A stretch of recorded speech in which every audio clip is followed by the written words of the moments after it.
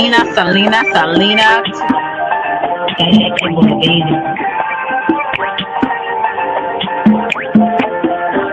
a bad baby. Oak Cliff girl. Can't make you change my world. Damn, you're so fine, girl. Oak Cliff girl. Put them heels on and prove. Welcome to Selena's Couch, where you are welcome to be free to be yourself. So you can lay your head on my couch, on my pillows. It's all good, we can do whatever we wanna do now. I'm in my bag right now, and I got a feeling, babe, yeah. You're gonna be my number one lover. Spending the night making love to each other, with the lights on top of the covers. Just me and you, babe. And I feel like you're my Love you to Reese's Pieces. Get you a word. Nana nana boo boo. Hey y'all, thank you for coming through. I gotta make sure I pin my link at the top. I appreciate you guys for just coming through and showing some support. I really am enjoying my spring break. You know, anytime that you can relax and enjoy yourself, that is a great thing.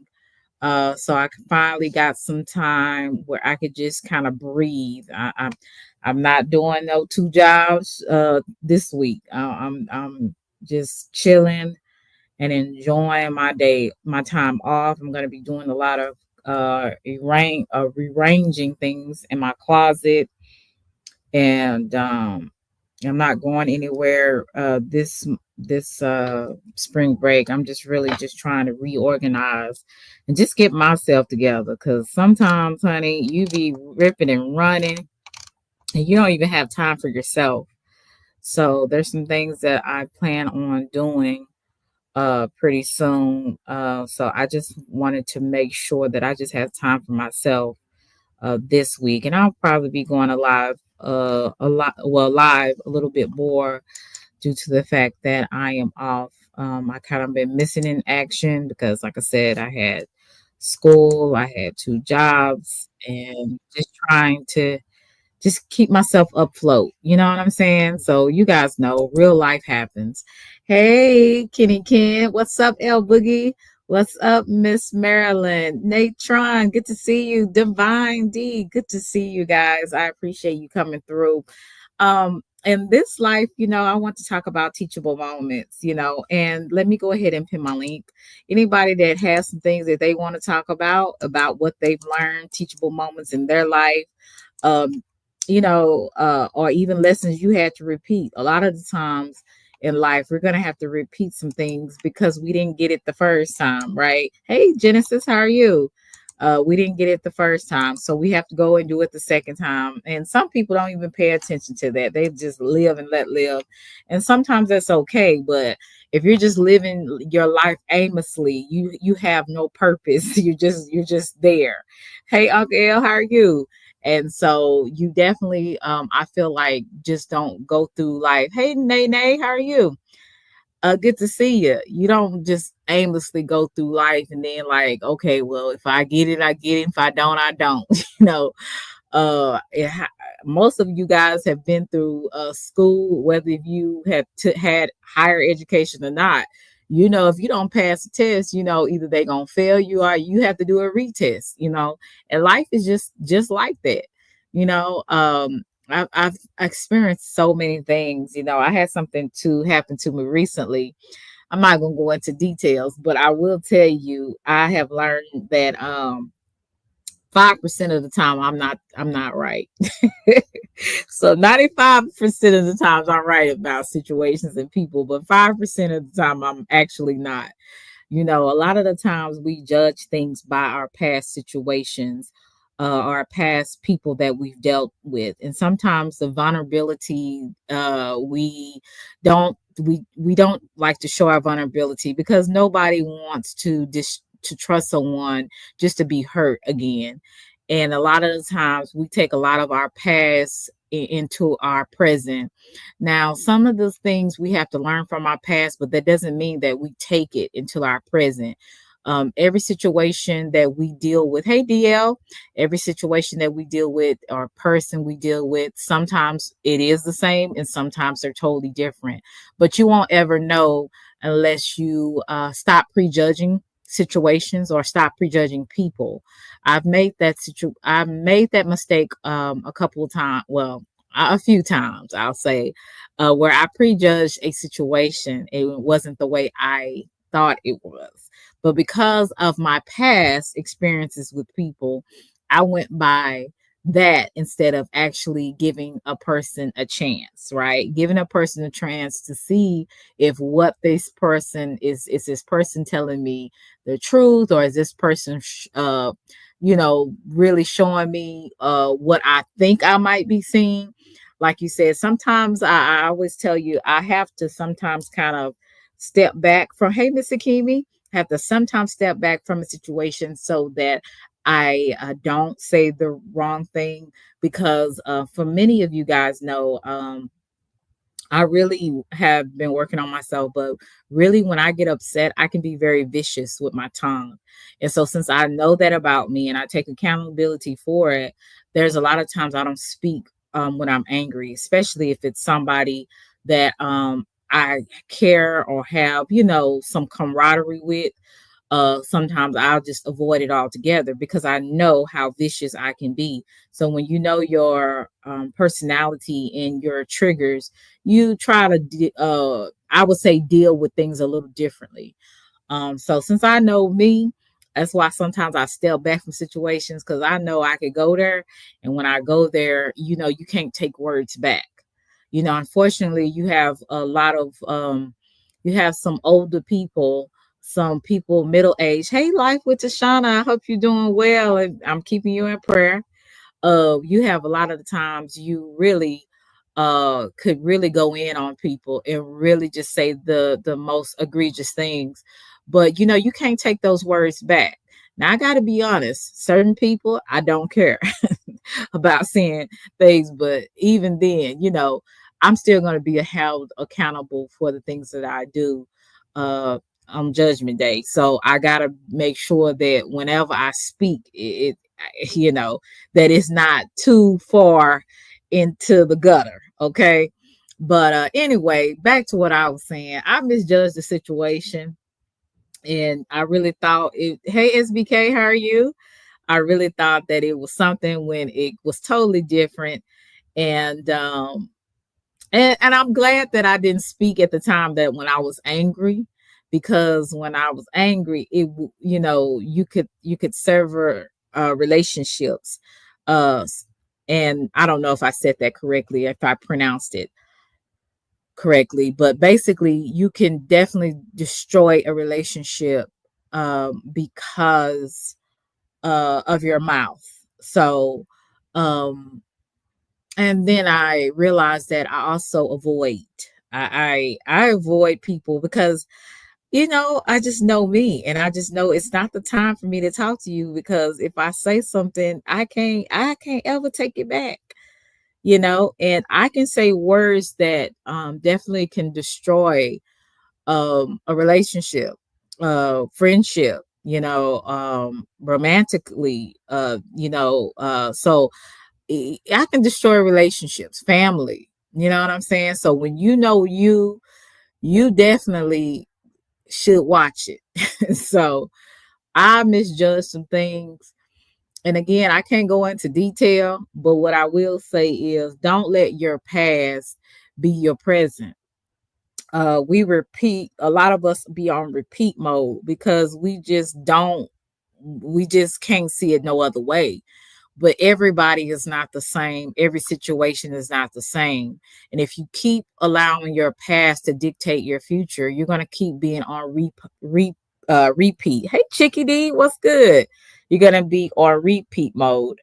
And so when I learned something, I definitely, um, I definitely will say I have to take accountability for allowing my past to be my present. You know, um, A lot of the times people ask, well, why haven't you did this? Hey, Movado, well, why aren't you this? Why aren't you married? Or why are you, asking me all kinds of questions? And sometimes it's none of people's business. But I will say that a lot of the times I am in bondage by my past. Hey, Young Riz, have you guys ever been in bondage by your past? Have you guys ever looked at everything that has happened to you and put it on the next person? Sometimes, hey, Orlando, sometimes we judge people too harshly because of what we've been through. I've done it, you know, and that's why I said 5% of the time I'm wrong, but the 95%, I'm right. Hey, Mabel. So I will take accountability for that 5% of me uh, being flawed and not seeing things correctly, seeing things in distorted view. Um, I'm I don't know. I just been through so many things to where, and we've all been through so many things where we definitely take a lot of our past with us. We take it, some of us take it to remind us not to go down that road. Some of us, hey, what a man. Some of us take it to remember the pain of a situation. Some of us remember it so that, because that's all we have is memories. Hey, CX, you know, and I don't know if I'm making sense, but I'm trying to say things without going through details on things. But I have definitely been wrong about situations. I have definitely been wrong about people because I misjudged the situation. I judged a person and not seeing it clearly because I was thinking about what happened the last time.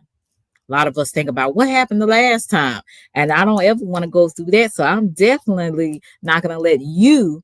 And this person's like, "Hey, I'm not even trying to do that. I'm not even trying to go that route. This is me." And we internalize a lot of our pain. Hey, Chill and Mel Dub, we internalize it. And then we really think we done dealt with some stuff, and we really ain't dealt with any of it. We just hide it. We just cover it up. So that is my teachable moment that I learned this week, beginning of this week. And I'm so grateful that I've learned it. But I definitely will have to do it again. I definitely will have another situation, another person that I will have to see, am I internalizing what has happened to me? Am I going to be able to take a person as who they are instead of having the reminding the past of reminding me what another person did, what this person had nothing to do with it? Like, we do it. Right, Chiki. We definitely have to leave things in the past and move, but in the future. But unfortunately, we don't always do that. And here goes Russell taking a serious moment and making it comical. So he says, y'all support my big booty baby mom. I don't even know if I should read this. No, she's a single mother around here. Let's give them cash apps and super chats. Support the kids, y'all. Thank you, Russell, for making something serious comical. Okay. So I appreciate that, Russell, and I really thank you guys. I hope that if you do, if you can get me up to my goal, I appreciate it. If you can't, I understand because times is hard. But I did put the link in the chat. So anybody that would like to come up and talk about some of their teachable moments, things that they've learned. Hey, Naomi, things that they have learned. I'm just really learning so many things about myself. I'm learning so many things about other people. I'm learning so many things about some situations that I have dealt with and what I added to it and what I didn't add to it. I'm learning about how to keep myself out of mess. I'm learning how to avoid it with like a plague. I'm learning to treat people I'm learning to treat people accordingly. Thank you so much, Mr. Kimi. I appreciate you. Let me go on here on my phone and make sure I show y'all some love. So, um, I definitely have learned. Hey, SJ, how are you? Your little soft voice. Hey, Hassan. You said, Selena, stand up for a second. We trying to see something. Emmanuel, I have a whole bunch of pictures of like on my community wall that you can see me standing up. I have my robe on. I am being extremely lazy today. I'm just kind of chilling out. So I can't cam up because I have a gown. Look, I have my little. Well, I ain't gonna tell you what I got on, but um, yeah, it's not appropriate. So we just gonna keep it that way. It's not appropriate. Hey, Bolo. Hello, like Tashana. How is everything going for you today, my friend? Going very well. Thank you very much. Yes, thank you for joining me. No problem. I just quick while you were right on the subject and what Miss Akemi had said in the chat. And hello everybody. Sorry for not speaking. Yeah. um the part about being traumatized and not being able to move forward. Sometimes we don't realize that we've been traumatized because I've been in a lot of traumatic situations, but Mm-hmm. because of when it happened from being so young, and you have a lot of people telling you it did not happen or to shut up and be quiet about it, you learn how to internalize it until it show up one day and you Right. start to realize that it's a trauma. So because somebody was asking, how do you move forward from there? Sometimes those traumas have to come back up for you to be Mm-hmm. able to move past them. And that's Mm-hmm. basically what I came up to say. And you know what, T? I have to agree with you on that. I have been in a situation where I already don't trust people. I definitely, and anybody that knows some of my journey being on here and how you befriend people and how they turn out to be straight up snakes, you know what I'm saying? So thank you so much, Russell. I appreciate you. Let me make sure I get that. And they turn out to be snakes. And I had a situation. I just have to go ahead and say it. So I'm not going to say the person or anything, but this person knows. um I avoid, there was a situation where I misread something and I misjudged the situation. And the person reached out to me and was like, hey, what's up? And I do take pride on hey Zandra, how are you? I do take pride on making sure that I, go, talk to the person, especially when I felt like they have offended me or maybe if I've offended them. And I try to have a conversation with people that I have a camaraderie with. And I didn't do what when the person had reached out to me, and I left a lot of things unanswered. And so after a minute, thank you, SVK. After we finally had a conversation, I learned that I was totally wrong about what I thought this person was doing. And usually I'm right on target when I feel something, because we all I try not to go so much on my feelings, but I say, well, maybe, this is my gut, but I realized that I was internalizing what I've been through and putting it on another person, right? I've been there before too. I've done that too. So once I had the conversation with the person, I found that I was totally wrong.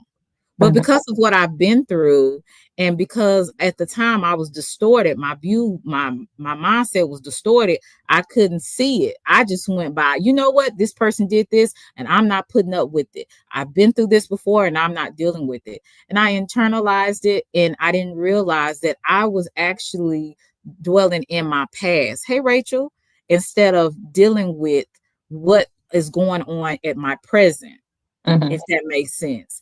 And so I think I have been doing that a lot. And that's why a lot of the times I don't get really close to people. Mhm. Um, and I know that because of you can say you think that you've dealt with stuff. But a lot of times we don't deal with stuff. We just keep going and we think we're good, but we're not good. You get what I'm saying? So I was just kind of like, yeah, I definitely need to reevaluate some of the situations and people that maybe I thought that was doing something, or I felt something about it, because again, I at the time I wasn't going by my feelings. I wasn't going by my discernment and my wisdom. I was going by my feelings, and I was going by what happened to me back then. Uh, Hey, I, I machine. I totally understand what you're saying. I done been in those situations several times, and sometimes right here on YouTube, where Right. I've said had an opinion on something, and not the full understanding, because like there's I can explain one of my situations real simply.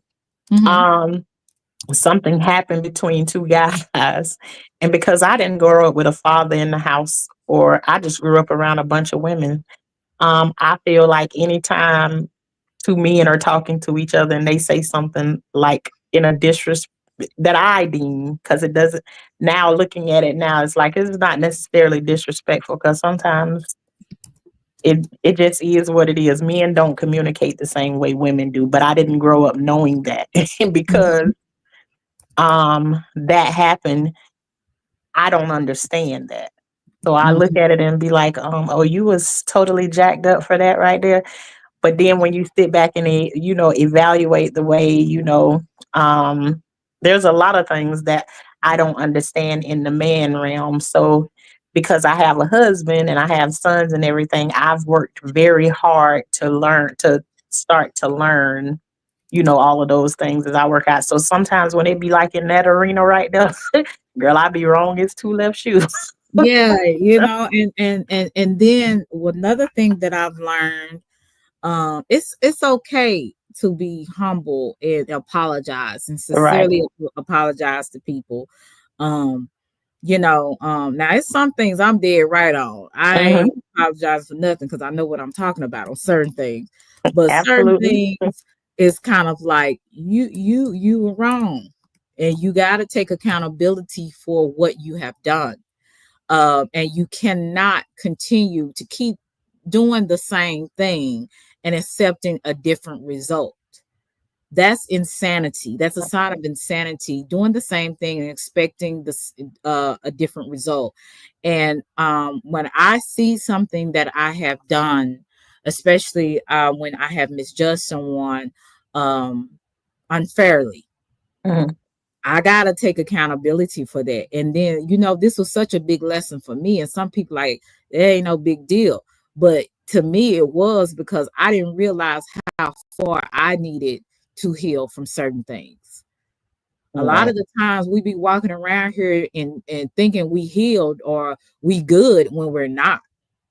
Mhm. We got some issues, we got some trauma, and we really take it out on everybody. Yep. It's sometimes people get tired of being disappointed, they get tired of being hurt. And so when they feel that way, sometimes they internalize everything that has happened to them, and then they transfer it to everybody that they meet. Right.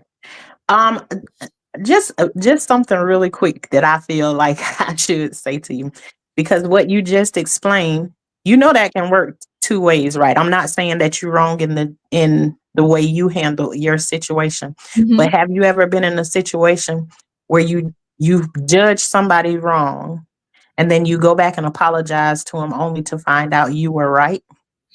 Now I have had that situation to happen too. I've had that to happen, Yeah, and I that's said, happened. That's "Dang it." happened to me too. So it's just like in the moment of whatever you feel in your Mhm. heart that you should do with that situation. And sometimes I feel like that comes along with sharpening your discernment. Mhm. Is what I found out too. It's like sometimes you second guess yourself or whatever, you feel it so strongly, and then what you see in front of you at the moment is kind of feels like it's a little disheartening that you made the judgment or the call at that time only to find out later on. It could be a year or more later down the line and you find out. So I really was, I really was right, you know? So Yeah, I have had that happen to me yeah, a couple times. I'm like, see, but see, that's why I said you gotta, like you said, you have to definitely be sharpened on your discernment on situations and people. But at the same time, if you know you have a habit of putting everybody in the same box, that is something that you definitely should not do. right. Every now and then, you should allow people to just show you who they are instead of already putting it on them, if that And makes believe them when they show you. right. Definitely believe them when they show you and don't think it's something oh, I made a mistake. Oh no, you saw exactly what you saw, but then it's some things that because of what you've been through, you kind of like, nah, I'm kind of putting that on somebody that, it might not be that way. You know what I'm saying? So um I definitely have came a long way with that, and like I said, this is the year of accountability, and I think more people need to practice that. And it's not just for me, it's for everyone that All chooses. including me. Yeah, Including me. Yep. you I know, believe you. Mhm. yeah, so everybody needs to and sometimes you don't need to keep apologizing. There is some times where you just need to call a spade, like I'm done with you, Mhm. you know what I'm saying? But you can't count everybody the same, is all I'm saying. Right. Put uh everybody in the same box. You got to separate them boxes.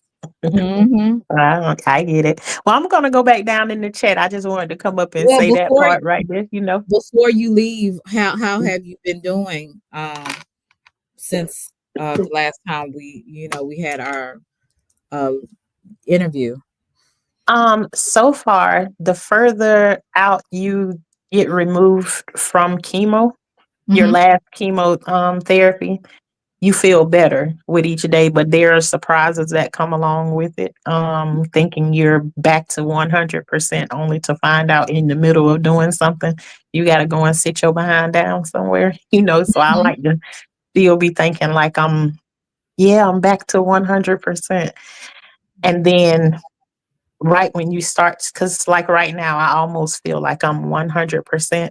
And then I'm coming right back up on again. Friday is my next chemo thing. Okay. So, you know, it's like that roller coaster ride, you know, and so, you know, I want to find that fine median in there somewhere and how to get back into a little bit of what I love to do in the midst of Mm. it. So, you know, but Well, you're definitely in my prayers. Life with and you guys check out Life with Tashana. She's one of those people that just keep it 100.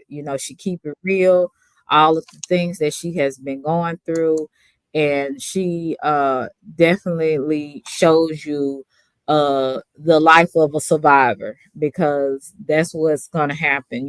She is going through this, but she is going to survive through it. So shout out to you, Tashana. Thank you I for coming up. Hey, thank you Missy. very much. Thank you. Hey, Mr. Kimmy. Hey, Miss Mr. Tashana. Kimmy, what's good? Hey, Selena. Pretty ladies on the panel. I didn't want Tashana to drop down because I actually came up. You were speaking on your chemo journey, and I just want to encourage you and give you a gentle reminder to be patient with yourself. Be patient with the process. Sit in it as long as you can be comfortable to whatever level you can be comfortable in, because when I went through my journey, though I would never go through it again, it was still teachable for me, and it made me sit down. It changed my perspective on always have to do instead of be. And sometimes God will allow certain things to happen to us, um, where it will teach us that we are not alone in this world, and that though it can be a very uncomfortable situation, that we do need, we should, and we have to at some point in our lives depend on other people. We we go through so much, like you were saying, Tashana, about trauma to the point where it becomes a comfortable place. And I can speak for myself to Mm, not trust people and to rely on my own understanding and to do things for myself, even if other people are offering to assist me. But I'm always, especially back in the day, I used to side eye everybody because of everything that I had been through. And I was like, so what you want? That would be the first thing my mind would go mm, to. So what you want from me?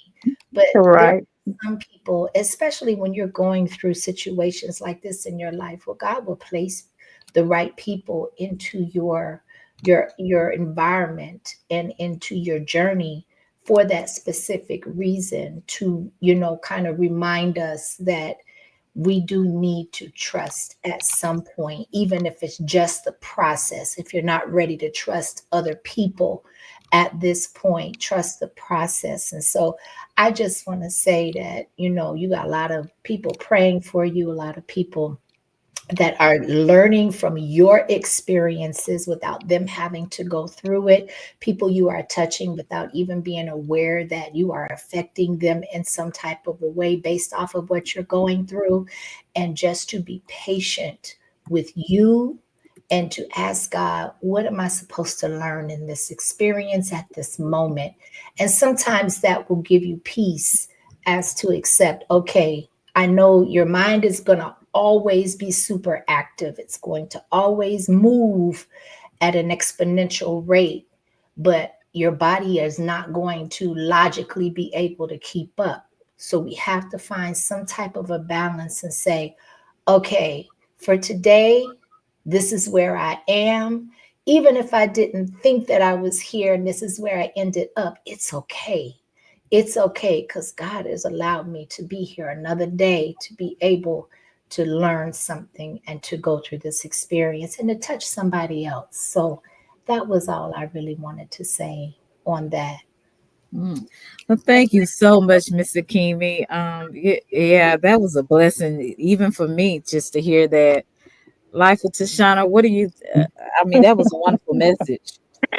You know, all I can do is everything Mr. Kimmy just said is all confirmation. Amen.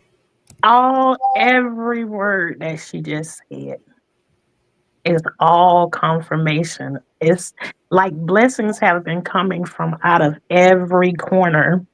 I Mhm. Even told you. just Thank getting pictures of people that are now building their gardens and stuff like that, you. and just sending them to me is just was like an overflow yesterday. Just had friends and stuff just sending me. They were building garden beds and stuff like that. Stuff was blessing me. People sent me cash apps yesterday, and I just laid there to my sister, and I was just like, should I send it back? And my sister was like, what is wrong with you?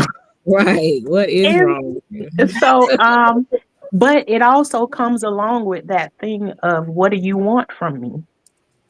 If I take this from me, are you looking for something in return? And it doesn't necessarily have to be the person. I just feel like if somebody does something for me, I have to repay them back. I can't.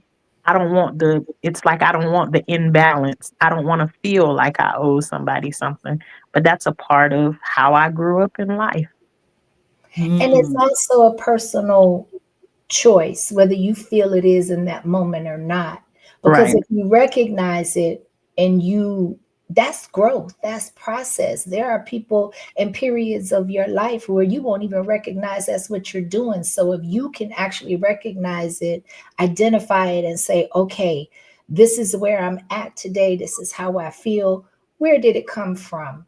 Mm, Like you said, our old traumas resurfacing is what it sounds like. Okay, well, if that's where I am, then what can I do to make my peace with this and to get out of that stinking thinking? Because everybody don't want something from you. Most people right. do. I ain't gonna even front, but Right.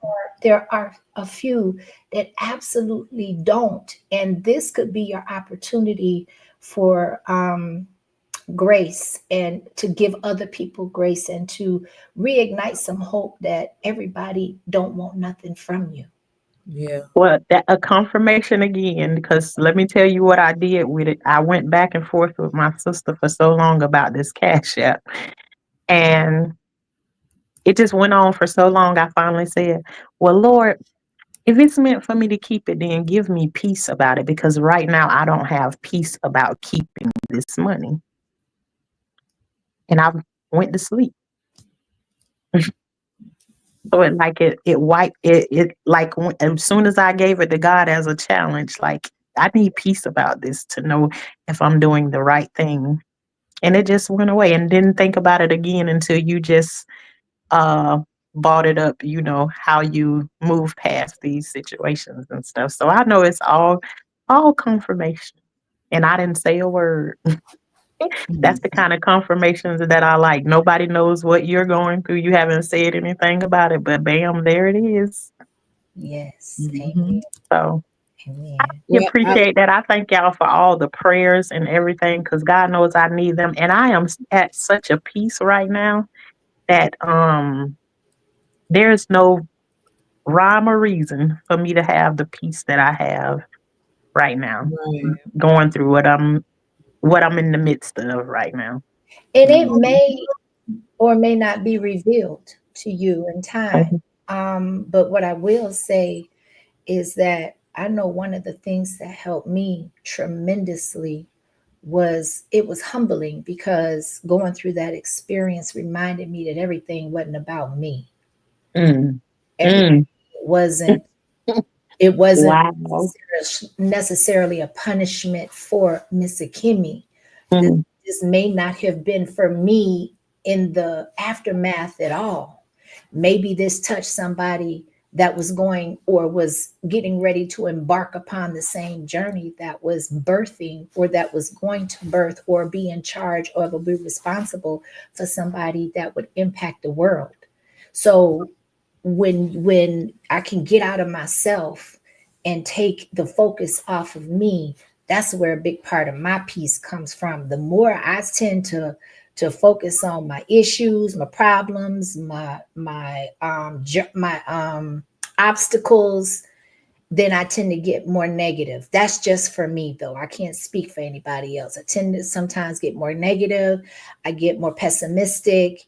And so it's a reminder, okay, Mr. Kimmy, this ain't always all about you now. Okay. Mhm. You don't require always an explanation as to why. Everything is not going to be revealed to you. All of the Mhm. answers that you're seeking may not be for you to know. We have to Okay. make peace with that as well. All Mm. right. This gave me another perspective, of a way to look at it. Thank you very much. Yeah. So we done got a whole bunch of teachable moments just in this conversation. Absolutely. And if you Absolutely. can remember, Tashana, when we did the interview, I told you that you're going to read tenfold, especially the things that you have also sown into Mhm. people's lives, because you have always been a giver. So it's going to come back to you. That's just the universal law. You know what I'm saying? So that's something that you should expect and accept. And I told you that night that you need to accept it, enjoy it. You know what I'm saying? So that's why we have to definitely be careful about the seeds that we sow, whether it's in deed or in the words that we say. That's why like I told y'all earlier, I don't like really talking when I'm real upset, because I can be vicious. So I Right. rather just just wait until I calm down and get perspective, and then I can go from there. But you definitely need to accept what I say, that God is opening doors for you, and accept it. Hmm. So that's what I would Thank say you to that. all very much. All right. Thank you so much, Tashana. Thank you so much, Mr. Kimi, for coming in and giving us some more some gems, because we that's definitely some gems. Thank Well, you so it's much. my pleasure, and I wish everybody well. I got to go get my rugrat from practice, and it is Mhm. pouring down raining here. So Oh I wow. appreciate the opportunity for coming up, and peace and blessings to both of you ladies. And I wish you Thank well you. and healing and peace and recovery, Miss Tashana. Thank you very much. And tenfold to you two beautiful ladies as well. Thank Amen. you so much. I appreciate that. See, guys, this is what we need to be focusing on, conversations like this, good energy like this. I'm not gonna say that in times, we don't have hard conversations, we don't have any controversy, because life is not always positive. And anybody that got common sense knows that. But at the same time, we definitely need to build more on building each other up instead of turning each other down.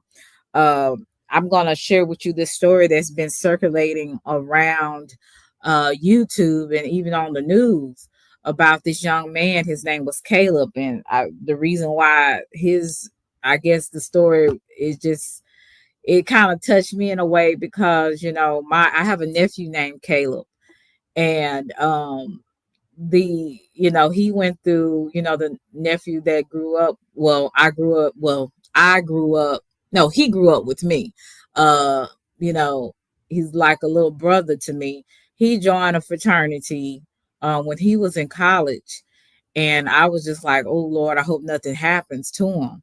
And this young man, he went through the hazing process, of this fraternity, and he didn't make it out. You know what I'm saying? And this young man has lost his life.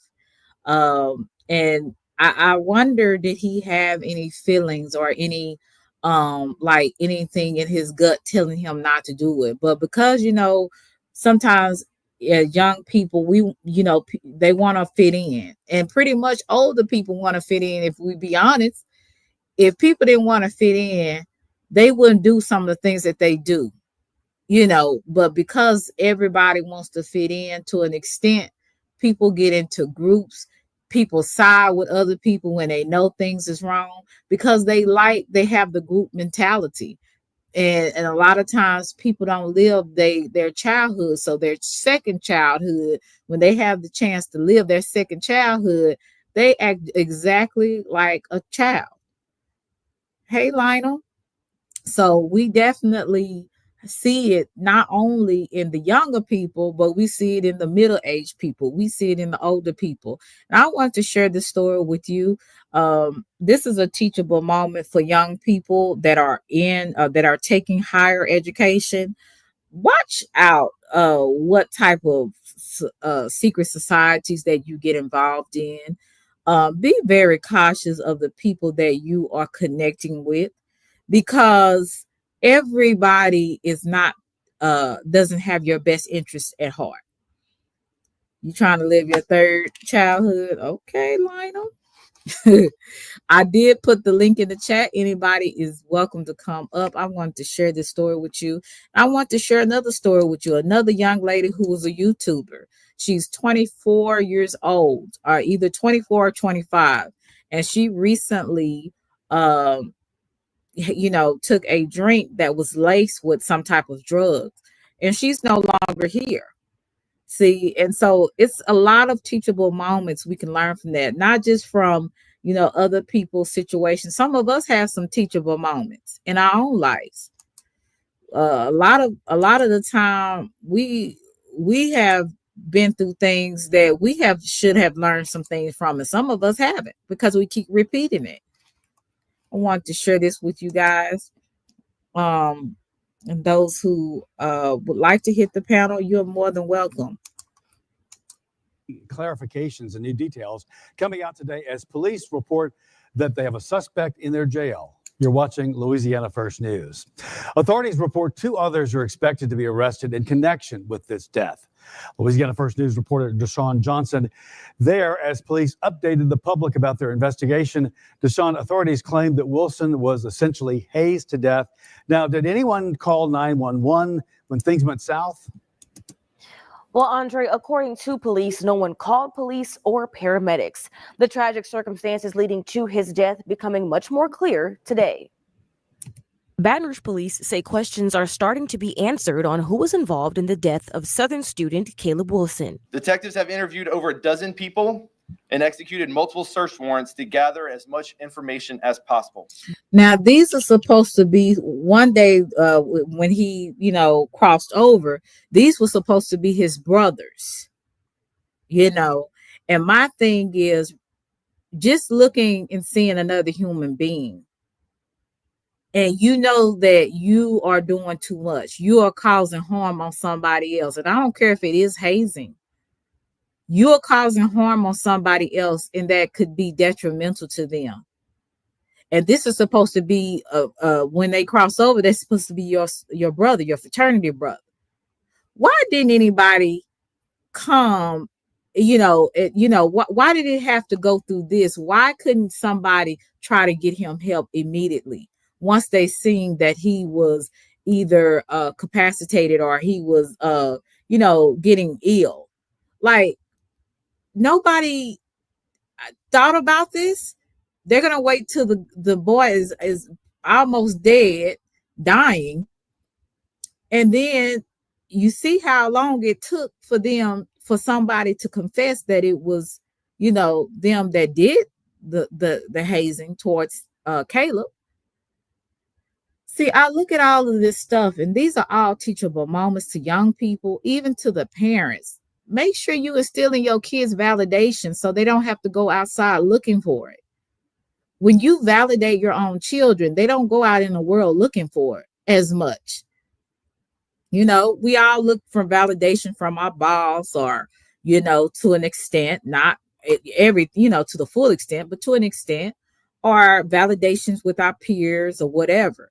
But for the most part, your validation should come from home. And unfortunately, in America, even two-parent homes, validation is not really given to the kids like it should be.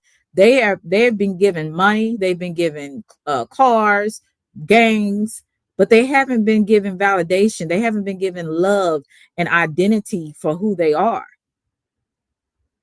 And our parents and the people that love us and our families are the first people that give us that validation. And we don't have that, that's a missing part in our life. And it affects every area where we have to go outside looking for it. We have to be a part of a group when our tribe and the people that should validate us and show us love and show and really put confidence in us to show us who we really are should be our family. And I don't care what nobody say. I'm not saying I'm against fraternities or sororities. It's not my thing. I have plenty of people in my family that are in sororities and fraternities. And let me say this again. I'm not saying that everybody that joins a fraternity or sorority, they're looking for validation and they didn't get it at home. That's not what I'm saying. But something is missing. Sometimes, not all. Many people have joined fraternities and sororities for different reasons. Not everybody joins it for the same thing. So let me be clear on that, because you'll have some people say, it's not all wrong. Hey, I'm not saying that. That's your opinion too, just like my opinion. But sometimes I think that, people that do not have that at home, sometimes they go looking for it in a group. And I never really asked my nephew, why did he do that? Because he had two loving parents that loved him, family that loved him all around. He seemed very, healthy minded, mentally. So I need to ask him, what was the point of you joining, the fraternity? But like I said, everybody has their reasons why they do what they do. Well, some of the times it is because they seek for validation that they did not get in some type of way. Baton Rouge Police Chief Thomas Morris says as of now, 23-year-old Caleb McCray turned himself in and has been charged with manslaughter and felony hazing. 2 more suspects are involved. Last night, one of the suspects, Caleb McCray, turned himself in with his attorney and was booked into East Baton Rouge Parish Prison. McCray has been charged with criminal hazing and manslaughter. The original story Morris says the suspects came up with is that he passed out playing basketball at a park. They then drove him to Baton Rouge General, where he was pronounced dead. Nurses called the police, which led to a deeper investigation. BRPD detectives uncovered that the location reported initially was not accurate, and that the alleged incident, in fact, occurred at a warehouse located at 3412 Woodcrest Drive.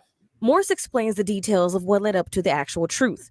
McCrae and other Omega Psi Phi fraternity members were located at this warehouse in East Baton Rouge. According to documents, all pledges, including Wilson, were punched in the chest. Wilson was punched 4 times, causing him to collapse and have a seizure. Caleb Wilson died as the direct result of a hazing incident where he was punched in the chest multiple times while pledging to Omega Psi Phi fraternity. EBR District Attorney Hiller Moore says there's a possibility all 3 suspects can be charged with the Max Groover Act, which was created in Louisiana, making hazing illegal.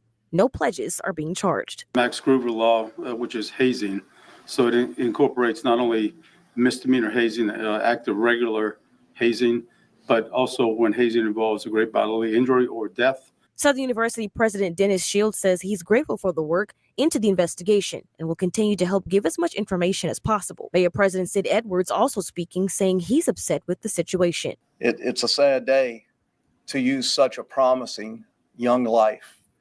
And I encourage all the young people out there to make better decisions.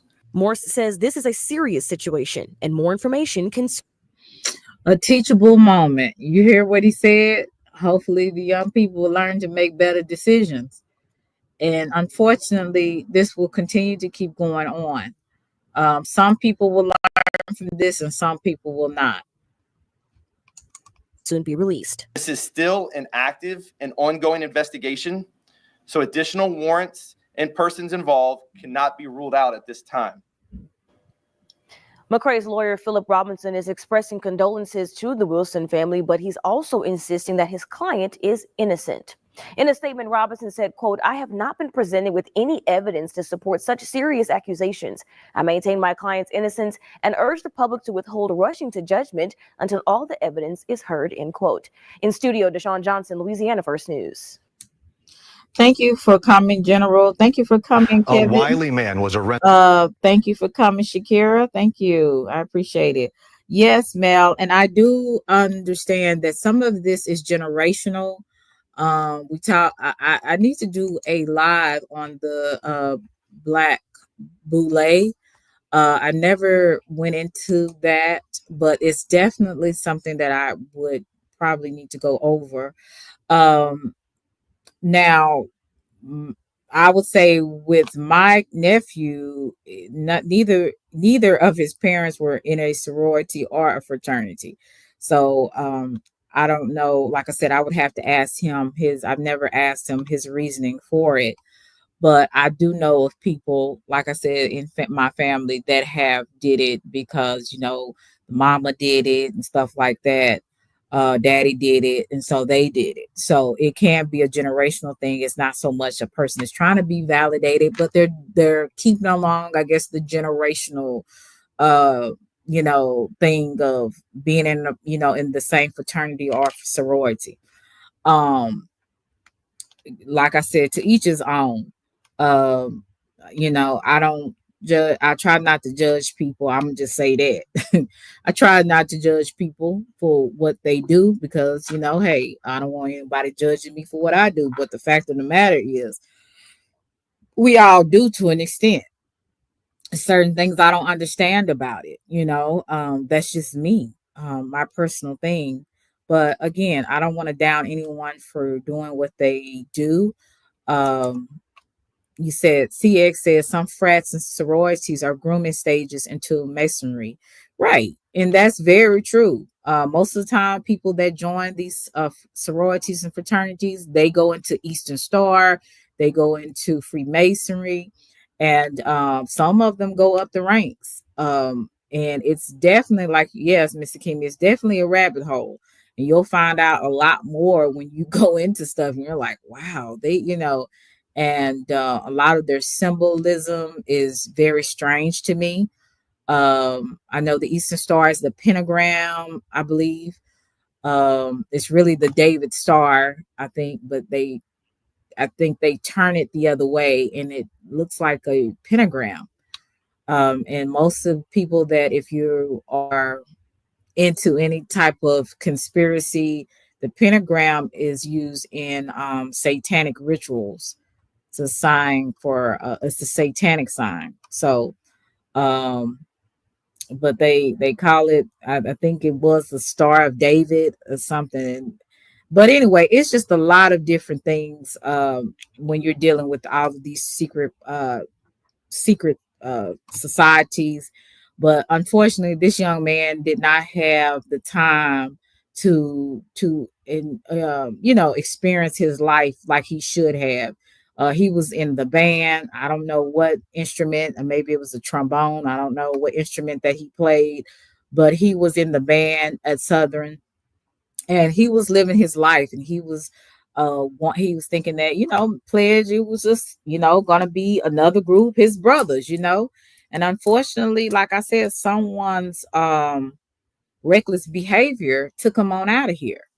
And this is what I'm saying. We have to really not only pay attention to our own actions, but we need to make sure that we instill in our children that everybody is not trying to be your friend, your brother, your sis. Now everybody, again, we have to have a balance. Everybody is not your enemy, right?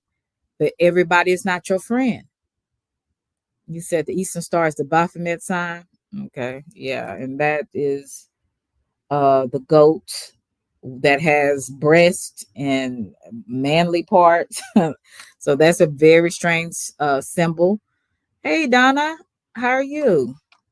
So I'm going to also share something else with you, that another teachable moment, that people, when y'all go out of the country, or even if you go to a bar by yourself, make sure you watching people that pour your drinks.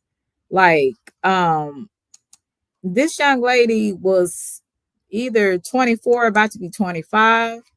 And the young lady ended up going to Mexico for her birthday. And she didn't make it back. Now, I'm showing Nino Brown. Nino Brown is very theatrical, y'all, those that know. Uh, so hopefully y'all can see the message instead of his theatrics. Let me tell you something, girl. Y'all remember Alicia Burney? She was just found dead in Mexico. I'm talking about the popular YouTuber Alicia Burney. Allegedly, somebody laced her drink with dope. This was her last video that she posted before. This was the same night that she died. This young lady was having a good time. She was drinking, doing what young people do, have a good time, getting drunk, getting wasted, whatever y'all want to call it, but she definitely didn't think this was going to be her last night. Be careful when y'all go out of the country, even if you are just at a bar having fun with your friends or family. You don't know what people will do. Watch and see how people are pouring your drinks, and stop taking, it's so many deaths of the fentanyl. I've heard so many high percentage. I don't know the percentage, but there's so many people dying from smoking fentanyl. And I think it's because it's laced with weed or whatever, and people are not they're getting it off the streets and they're dying of it. It's not just regular weed. They're putting fentanyl in some of this weed. And people are dying from this stuff. Young, middle age, and old. It don't matter. Watch what you're doing. She died. She seemed to be a little ooze. That's crazy. She died while she was on her birthday trip, which her birthday was on March 3rd. She was 24, turning 25 years old. She had over 1.2 million subscribers on YouTube. She was famous for her blogs and her skits. She was real funny, but this ain't no joke. Allegedly, they put a fake Perk 30 in her drink. She drunk it and passed out, and she never woke up. Now, I know y'all be watching the news. Seems like everybody dying from being laced. Seems like when you go out the country, they put lace all in your drink. Seems like in the country, they put like fake drugs and shit like that, man. Stop taking these street pharmaceuticals. Don't drink a drink if you ain't see it being poured. Don't smoke the smoke that somebody on the street sold you, and definitely don't smoke something that you ain't rolled, because it just might contain that fatty water. And you don't even know. Because see, you just trying to get lit, catch you a little buzz. But you gonna trying to stop your heart, stroke out, or croak out. mess around with these fake drugs. Y'all don't know what these people got up in their cup, man. Y'all better stop that stuff, man. I could never go to another country and trust they street dope. How could you buy some off the street from a stranger that you don't even know and put it in your body? That just proves that y'all don't love yourself. Y'all don't appreciate life. Cause ain't no way. The loud ain't real no more. The pills ain't real no more. The liquor ain't even real no more, man. You better off eating some chicken wings in the club and drinking some goddamn water. I'm sorry, this is not a funny story, but the way he's talking about it is when he said drinking some wings and some water, that was kind of hilarious. I hope I spoke to Cam and Our Father Knows. Thank you for coming through and showing me some love. Naomi and Kevin, I hope I said hello to you guys. But yeah, I'm not laughing at the situation. Hey Russell, how are you? Okay, I guess Russell left. I put the link in the chat. What you say, Selena, guess what? These drug dealers are putting it in vapes and kids are now getting hooked. Wow. The vapes are now getting laced with these drugs by drug dealers and they are sending them to the kids in school to get hooked on.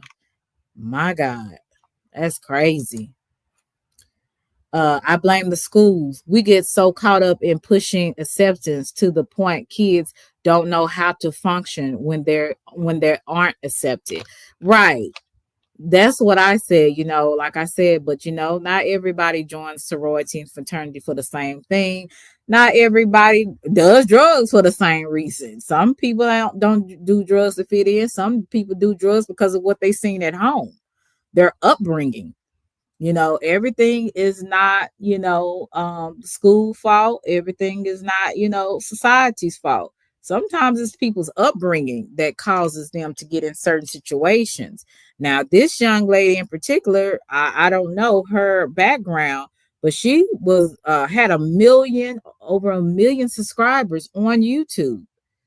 You know what I'm saying? She was doing well, making big bucks, like bank. She was making bank, and she ended up trying to have a good time. And I don't understand was her friends looking out for her? Because it seemed like she's surrounded by some of her friends. Like, did her friends see something was wrong and be like, hey, or they just said, well, she's drunk, so she'll be all right in the morning. You know what I'm saying? So we definitely have to make sure we got the right people around us. Hey, Captain Wolf. We have to make sure we have the right people around us that's really concerned about us. I'm not saying these people are, I don't know them. But really, when you start seeing a difference in, something, it ain't just, looking at a person. If a person is drunk, and when a person is I would say not just regular drunk. They're either really drowsy, dizzy, or something like that. You have to pay attention to your people. This little girl died before seeing the age of 25. Yes, that's just too damn. It happened, I believe, on March the 3rd. Young to be dying because you trying to get drunk. Don't you drink that shit no more. I know you about 19, 20, 21, 22, might be even 25.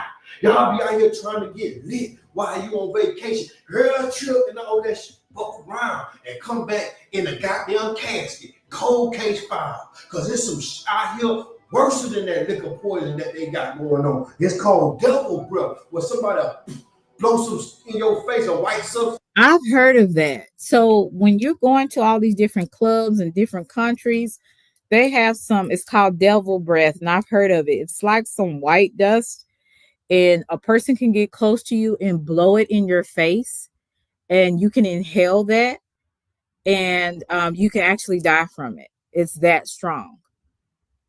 Like it could kill a horse. So this stuff that people have out here is not for play.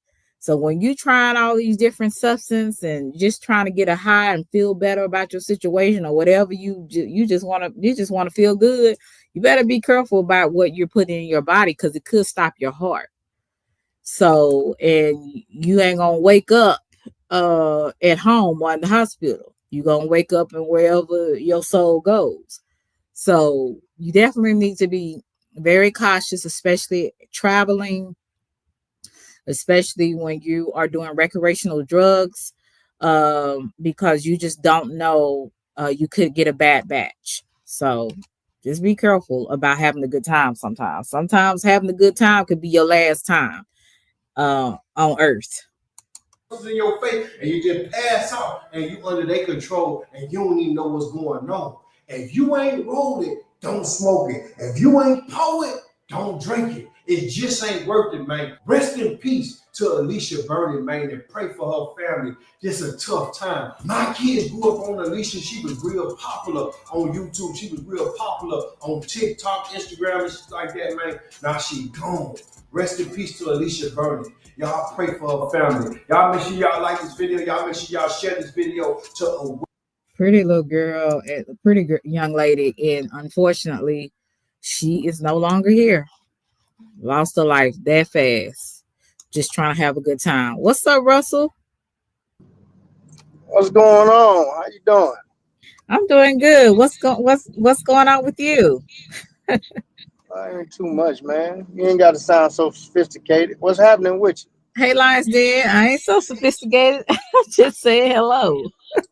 Boy, you got a whole bunch of stuff going on. What's happening? Hey, man, and I'm glad you touched on that subject right there. Yeah, my kinfolk just passed away probably like a month ago, man, behind that fentanyl shit. Oh man, I'm sorry about that. Wow, how Yeah, old were man. they? They was up in age, probably about say she was like late 30s. What? Yeah. Oh my God. So has she been on it or she didn't know Man, she she popped, man, fucking with them pills. You know how that shit go. Oh Turning my up God. for her birthday and then popped them pills. And next thing she was unresponsive. And they took her home. She was in the back seat when they dropped her off. And they tried to shake her. She was unresponsive. Dang. I am Yeah, so man. sorry about that. Did Yeah, she this have shit any crazy. kids? Hell yeah, she had like 6. What? Yep, yep. So to me, she probably did it seem like did she have a past of being addicted to drugs before that Nah, fentanyl? she was more weed and liquor. You know what I'm saying? But it was her birthday, so she wanted to turn up, and I don't know what all happened, you know what I'm saying, who gave her the pills or what. That's still a mystery. My kinfolk's trying to figure that out. Mm-hmm. But yeah, man, it kind of fucked everybody up. You know what I'm saying? And she was in her 30s, she was still young. And then that's crazy. Like Yeah. I don't Well, even go ahead. no, I was just gonna say most of her kids was grown. Yeah. Oh, they were. Oh, wow. She had them very early then. Uh-huh. You know what it is. Okay. Okay. I got you. I got you. Uh-huh. She had them been out there a little bit, but it's still unfortunate. You know what I'm Yeah. saying? That's just too young to die in your 30s, like for real. And I do my prayers and condolences to your family. That's just really sad. Was this in Houston? Uh-huh. Okay. Okay. Wow. Well, yeah, my prayers goes out to you. I came up there the other day on Garrett's Live. I said I didn't know if you was in the bushes or you was gone. I ain't no telling. I was ripping and running the other day. Oh, okay. Ripping and running. So let me ask you this question. What kind of, when I did your interview, you had a lot of things that you said that you learned. And you apparently have learned some things because you're doing well, you're in a career right now. And what are some can you give me another teachable lesson that you've learned in your life? Never trust a big button to smile.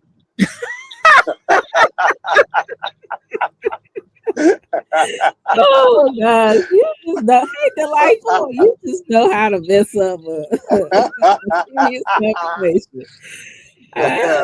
Thank you, delightful. I appreciate you. Yeah. So other Now, than never trust a big.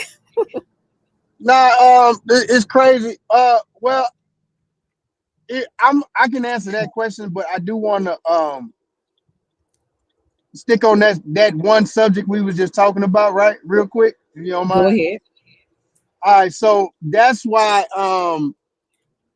so what's going on is, and the game is so messed up. So what's going on is they spiking these drugs that's already processed from Mexico and other parts of the country, and they're Mhm. already spiking it with this fentanyl. And so when the dealer in America gets it, he don't know. He just trying to make his money back, and he trying to hustle. So if that person dies off that, then you gonna get that case.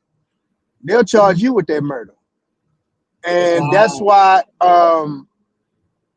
the president, he was trying to strike tariffs on Canada and Mexico so they can stop sending all that fentanyl into the United States.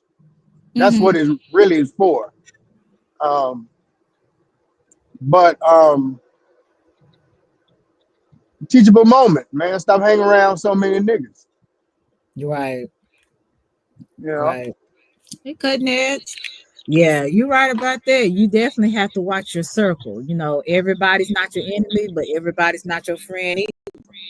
So you definitely need to be very cautious of that because you have no idea what people got going on. Yes.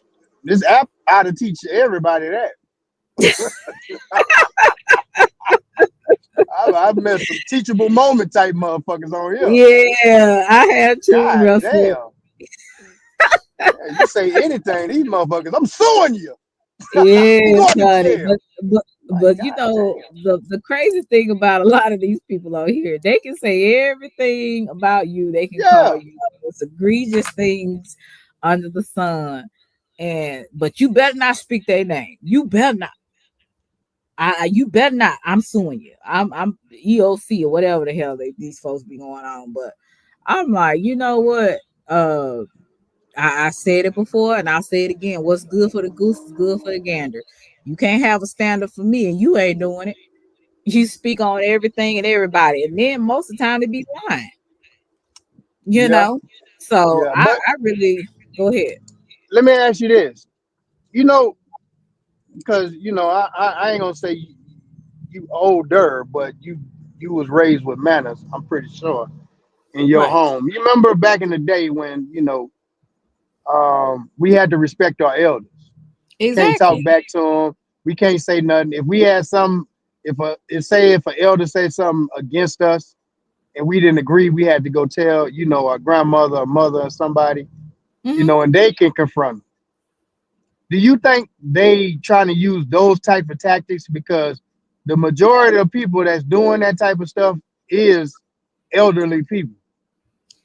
Well, let me say this. The people that I've been raised around, they were respectable. They were people that uh gave respect, and you couldn't do nothing but respect them, not just because of their age but because of how they carried themselves.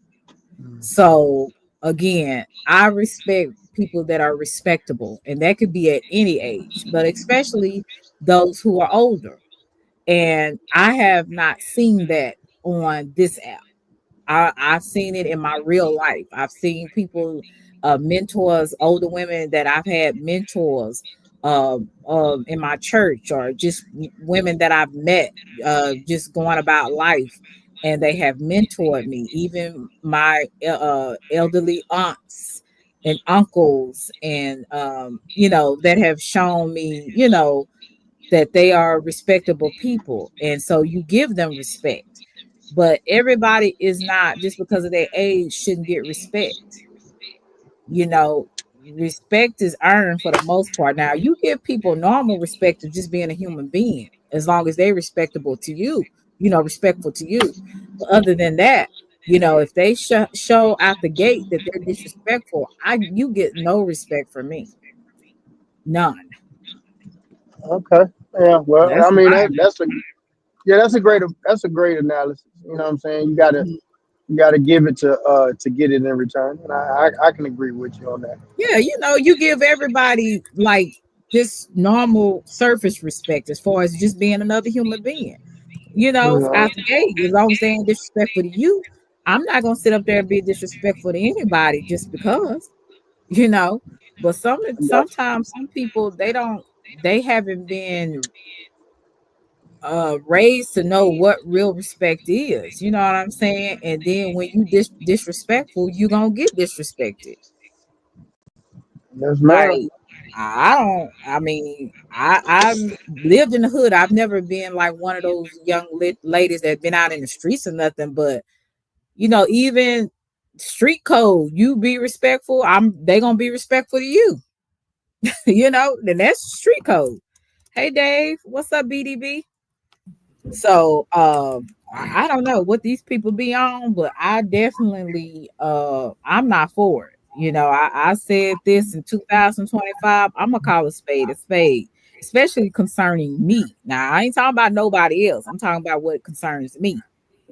People that ask me questions about other people, if it ain't got nothing to do with me, I know how to be an escape artist. I know how to get out of a question if I don't want to answer it. But if it has something to do with me, I definitely will speak on it. So, and a lot of the times people out here, they want respect, but they're not willing to give it. So you get none from me. Hey Mel, what's good? Hey, Selena, how you doing, sister? What's up to you, brother Russell? You doing all right, man? Yeah, I'm good, man. What's going on? The real school teacher. How you doing, brother? No, you got two fake ass school teachers up here. Hey, no, it's funny you talking about teachable moments, and I had to go backtrack my mind over the many years that I've had all these teachable moments. I'm going to share one with you guys, and I think I may have shared it before on one of my lives, but I wanted to share it. So it was my third year in college, and I had my own apartment, and I was dating this girl from Zimbabwe. So Zimbabwe they're crazy. So, but yeah, she bust all my ties down, but that's another story. Okay. Hell no, she did. Wow. But I was dating this girl from Zimbabwe, and her brother came to visit us, and he had this friend who I guess went out to a party. It was a female. And she got pissy drunk. I mean, pissy drunk to the point where some guys were going to run some laps on her. So yeah, train. I want to be safe on that one, but but he wanted to be save a hoe. I guess let's call her that. He wanted to be Captain Save a Hoe. So he brought her to my apartment with me and my girlfriend. And the whole time we're sitting here talking to this girl, telling her to have value in herself and all these things that sound good or whatever. I felt like I was talking to my child when I was talking to her. So I ended up taking her back to on campus or whatever. And I gave her this fatherly lecture. Turns out I also worked at Walmart at the time. I was a cashier. So 3 days later, guess who walks through my line with a box of condoms wearing pajamas because she was going to a pajama party? The same girl. So what I learned that day is no matter what you tell somebody, people going to do what they want to do. That part. You can't save everybody. She a freak? Yeah, she's for the street. She was just nasty. But yeah. So that was one of your teachable moments. You can't save everybody. And that's true. You can't save everybody. And what do? You just walk off. You did your part. You told her the truth. You told her to value herself. She was like, man, F that. I'm going to do what I want. I want some dick or, eggplant. And she did what she does best because that's her nature. That's what she knows. But it jaded me a little bit though. So, after I broke up with my girlfriend, I didn't have the same value for women in a lot of ways until I really started getting serious about getting married and found my wife. So it's just like one of the things where you know, is that how all women are, or is that how some of these women are? If that's what they are, and that's what they do, and that's what they want to do, you know, I may as well get what I can get out of it. But I had to grow up myself. Well, I'll say So look, this. panel. Oh, hey, Dave. Hey, how you Hey, doing? hey, how you doing? I want to piggyback on that after you say what you say. Okay, I was gonna do a live, but like I said, I had a praying mantis putting something on her community wall when I was I know what you're talking talking about. about the whole phase. I was going to do a reaction. There was a group of women that were actually talking about going through a whole phase. I've never been through a whole phase. I don't care what nobody say, but I know if nobody else knows my stuff, it's me. And I know that I ain't never had no whole phase because I ain't never been that type of person or woman. So the women were talking about how they have had whole phases. They slept with men randomly. And I'm used to men talking like that. But it's a lot of women that are okay with having or being that way. And I try not to judge people because you don't know people's experiences, what they've dealt with in life, why they the way they are. And some women are just like men in this day and time. They like, if the men can do it, we can do it. Right. Right, right. That's what I So was. That's what I go was. ahead, Dave. That's what I was trying to say basically too. And then you don't know what, like, growing up, like Selena said, growing up in the hood, you see like a lot of people try to be accepted with people because the way they was treated or the big things they've been through. So you never know. You be like, man, she a freak, but to her, she just trying to be accepted, and that's the only Hmm. way she know how to be accepted is to make men feel attracted to her. I know it's sad and shit, but sometimes a book ain't there. You can't judge a book by its cover sometimes because Right. she probably just ain't no hoe. She probably just misled. That part. It could be a lot of different because a lot of the people, especially in the black communities, Hispanic communities, you hear a lot about hit people, girls being molested, even boys. And a lot of times they don't tell because they parents or they people tell them, hey, let's not bring that up. We don't need to talk about that. And so they take that on and they just take it through their teens to their adult life. They just start sleeping around. They look up, they done been with almost 1,000 people, and Then, they 40. then too, man. Women 45. Mhm. women a reflection of the men they're around. You got to be a That bunch too. of sick ass niggas to be just poking on one girl anyway. So Right. she around a bunch of weirdos. You feel me? Exactly, Dave. And that's what I'm saying. So So, uh so what I go want to ask ahead. you, what I want to ask you then, Dave, is on that situation.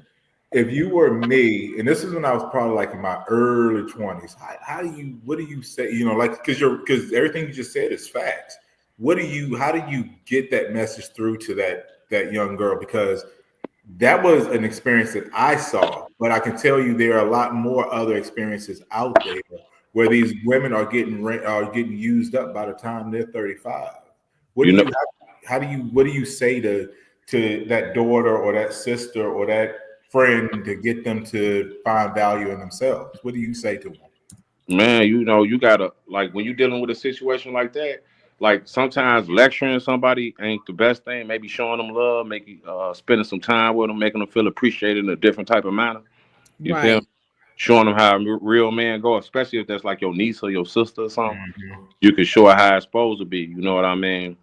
And Hmm. just spend some time with her, and instead of lecturing people, because sometimes you get defensive. Because like I say, you might be looking at it as she a hoe, and she like, I ain't no hoe. I'm just she trying to Right. feel I'm just accepted. having So now fun. she gonna not listen to what you saying. Yeah, But no, Right. just give her some time, show her some love, and show her how a real man's supposed to be. At least that's at Exactly. least give her at least that. Exactly. And hey, Stoner, hey, Mr. TJ. And Dave is right. I thank God that I had a father. Like I said, he wasn't the best of fathers, but he wasn't the worst either. And he taught me a lot of game about men. And then I have a whole bunch of uncles and god cousins. And they always let me know on game on how I should carry myself, especially as a young lady. And then I had women to show me how to carry myself. That's why I say when people want to call me a hoe, you don't know me. Because if you really knew me, you already know I'm not like that. I don't put myself out there because I've been raised better. But see, a lot of people have not been blessed with it. So when they haven't been blessed with that, they're just going out in the world trying to figure it out. Well, sis Selena, one thing I found about here on YouTube, and this is the God honest truth. Number one, everybody's a stranger on here, but usually people who throw those objects and labels out at folks, they're the ones who exhibit that behavior most. Absolutely. So I Projection agree is with you. projection. Shit. So you got so you have to take it for what it's worth and look at the people who are throwing it at you. Right. But see, for Selena and Dave, I'm gonna push back a little bit because at what point do we tell people the truth? You know, like, you know, I get the, you know, don't judge a book by its cover. I get the, you know, we got to understand somebody's story. I get that, but you know, sometimes we got to just tell people straight up like what their behavior is like and how they're acting. Like, would you guys disagree with that? Like, I absolutely. Can you I know, say? Can I go first, or Dave? You want to go? either one. This is an I can go adult first. conversation. It really depends on the situation. You understand me? Because, like I say, it just really depends on the situation. Sometimes the truth is best if you think that's best for the situation. But if you got somebody that's just lost, you know what I mean? Because 9 times out of 10, they know what their actions perceived as. But being accepted mean more to that, more than what the actions perceived as. You understand what I'm saying? Right. So being a hoe, they know what that means, but they want to be accepted. Like some people crave to be accepted, man. Like I can't explain it. Some people grow up without no type of family, all type of shit. You know what I mean? And they want to be accepted. You ain't never back in the day. You remember they don't do this no more, but you used to hear dudes saying they sex girls in the gangs. What type of girl you think that is? Somebody who ain't got no family, probably. Somebody who, you know what I mean, who ain't got nobody to accept them. And this what she got to do to be accepted. So she gonna do it. And a lot of girls they take on those relationships that they end up dating their fathers in a lot of ways, you know, or what they wanted, they thought they were gonna have in their dad and didn't get, but they ended up getting the same thing. I didn't mean to cut you off, Selena, because I know you want to respond on that. And I think Russell might have something you want to add on it too. So yeah, I'm Russell, you want to go first? I can go last. I don't know if Nah, Russell go ahead. Go ahead. No, I'm saying now I have been in some situations where I had to let a person know you know, you got some you're a nice young lady, you have potential, but you have some hoish ways about yourself. And I had to let people know you have to take accountability. This is your body, you know, and whoever you give your body to, to me, it's like you are letting them in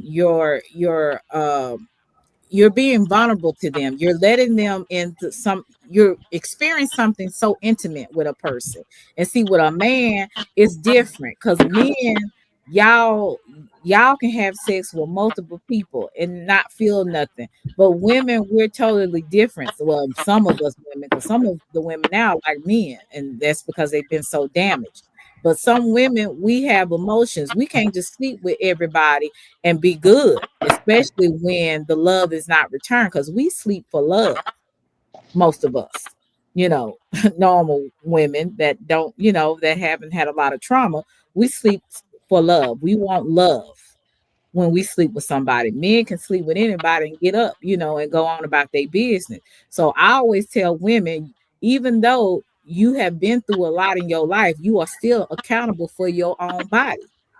You have the key to give men, if you know, to in your life, in your body, you have that power, you have that control.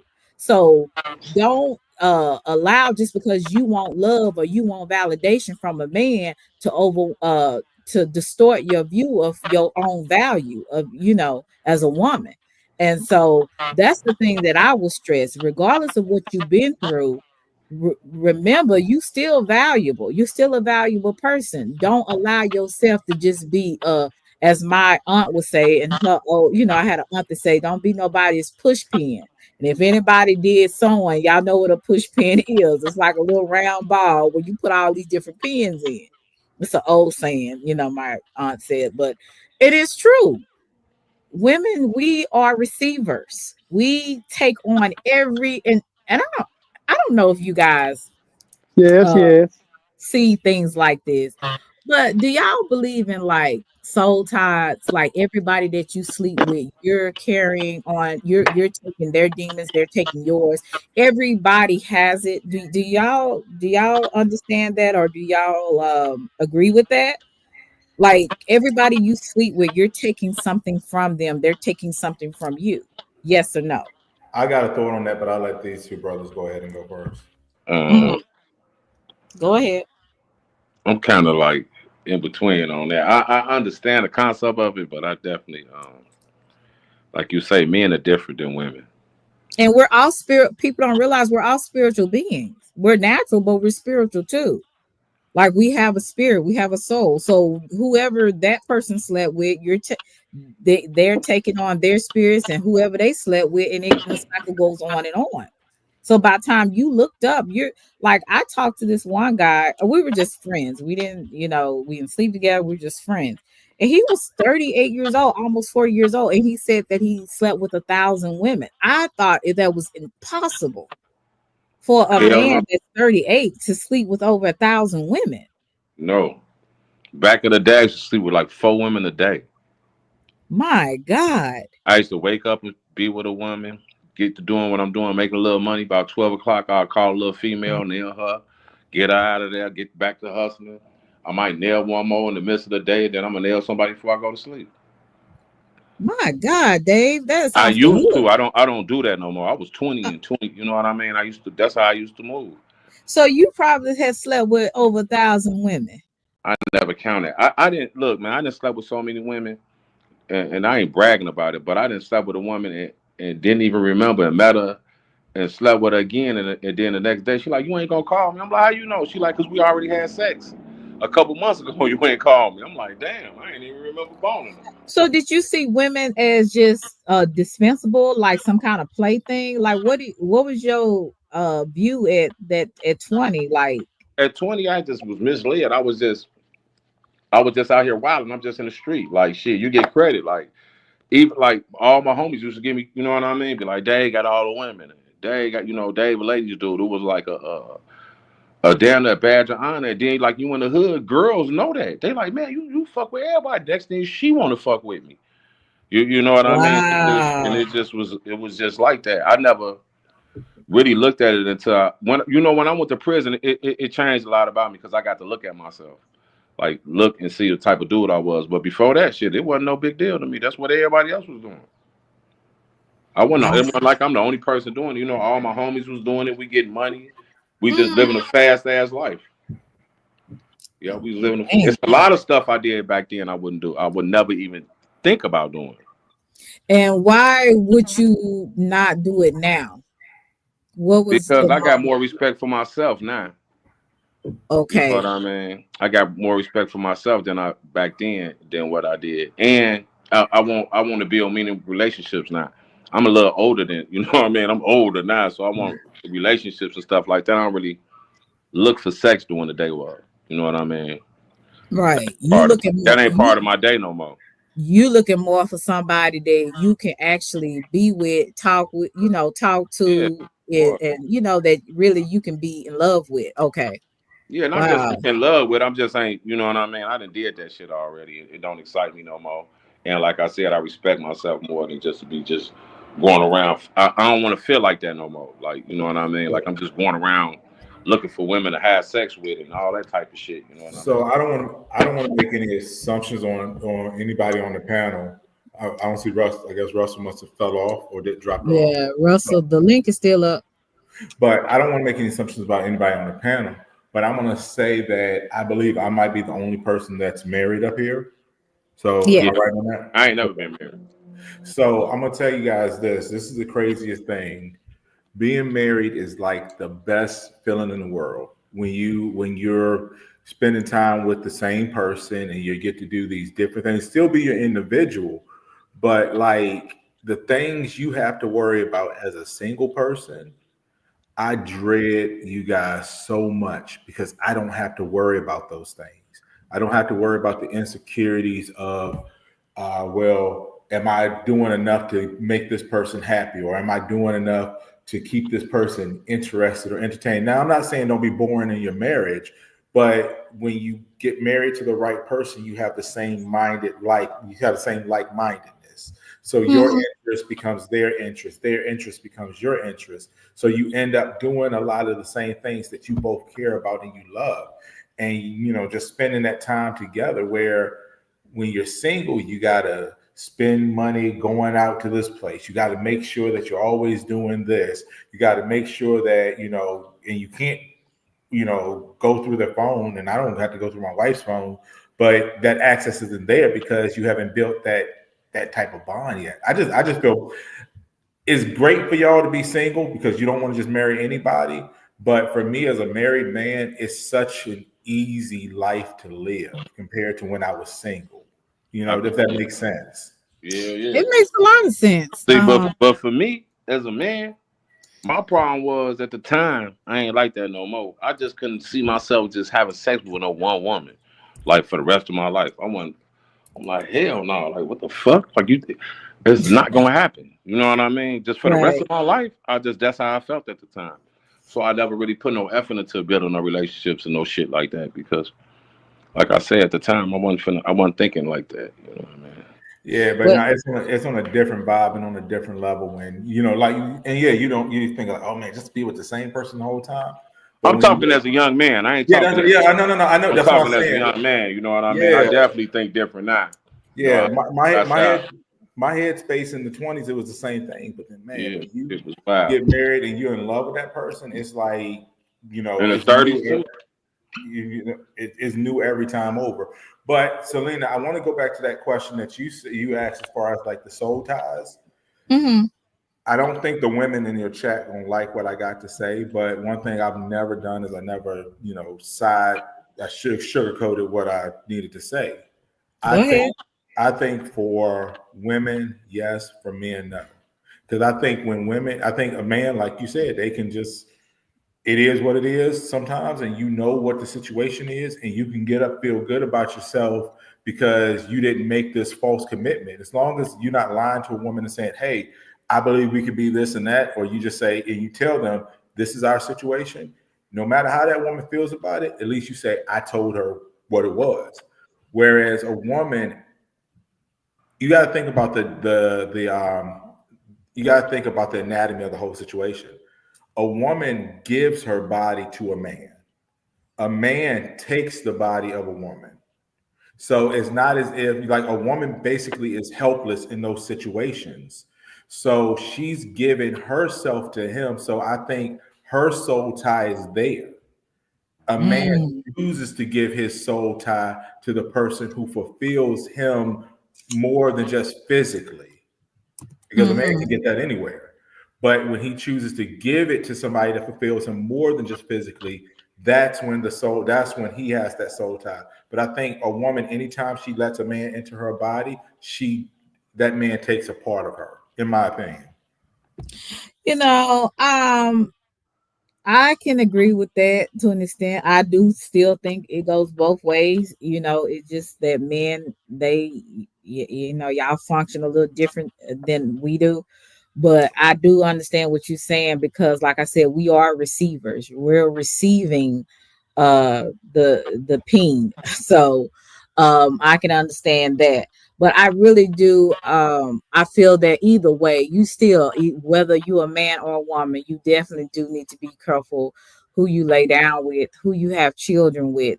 There's a lot of different situations, the tragedy situations that have happened because people have slept and had children with the wrong people. So that's just my opinion. Yeah. What you got to say, Russell? He came back. He came back up here. Now, Russell said we all freaks, so it don't matter. We all. He's so silly. But Russell, what do you get off mute?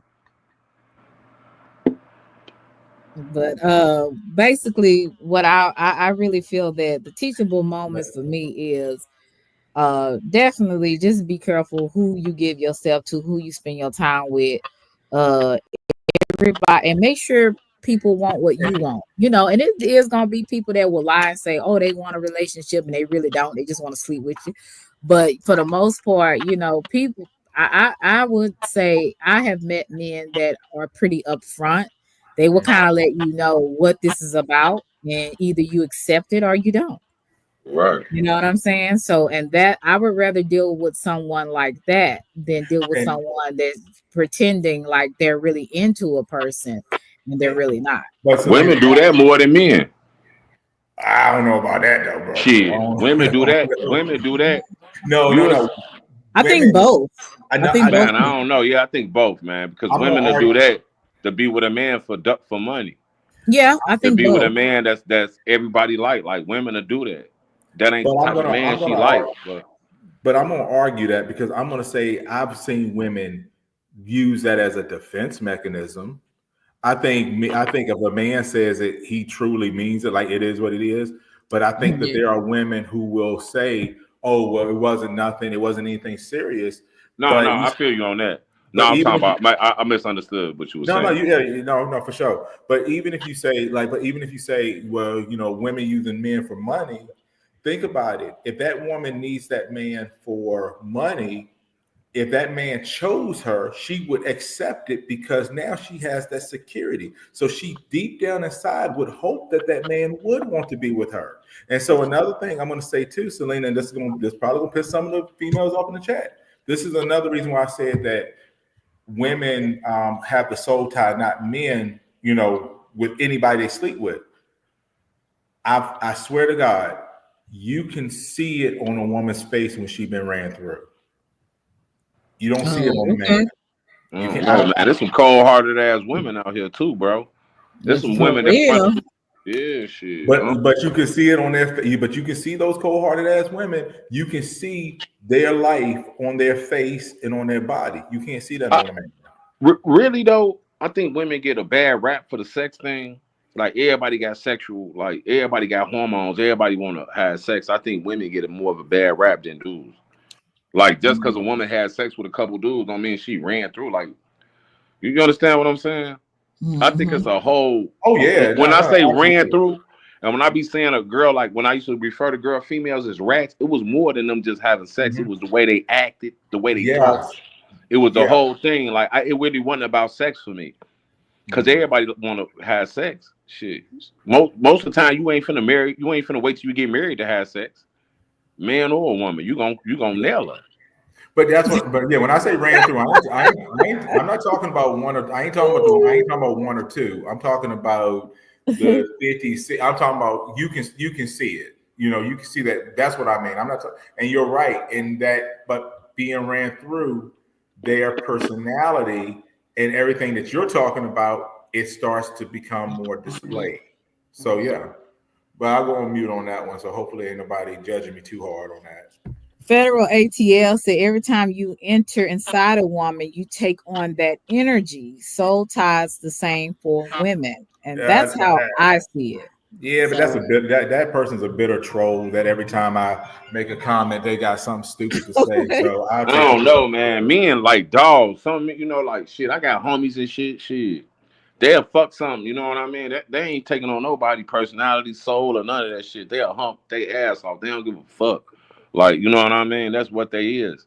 well, they're So, whores. right. That's So, you know what I that's mean? my point. That's Dave. That's my point. That's what I'm saying. A man can be like, "Let me get mine," but a woman's gonna say, "Let me get mine," but she's really giving something in. I mean, Not she's really. some of these look, man, some of these women these days got their own shit going on. They really don't believe in man. They just trying to get a nut.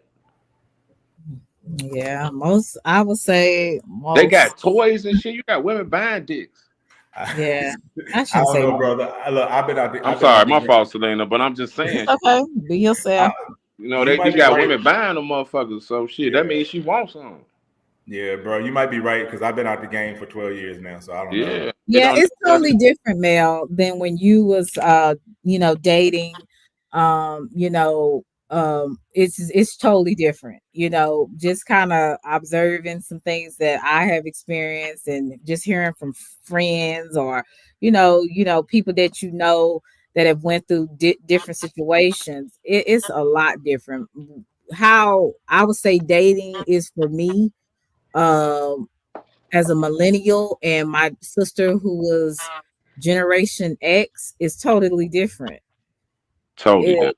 totally, Even it's though just totally different. back in the day, all right, let's just say back in like the 2000, early 2000s, or the night, well, let's just say the mid 2000s, like you couldn't, most girls, like you couldn't tell a girl like to give me no oral sex or nothing. Like, it's girls that'll text you that shit now that you ain't be Oh like, yeah. bro, what's up? I'm gonna eat that motherfucker up. I'm like, what? Like, I'm damn. Like, I ain't, I come from another generation of women that they wasn't saying shit like that.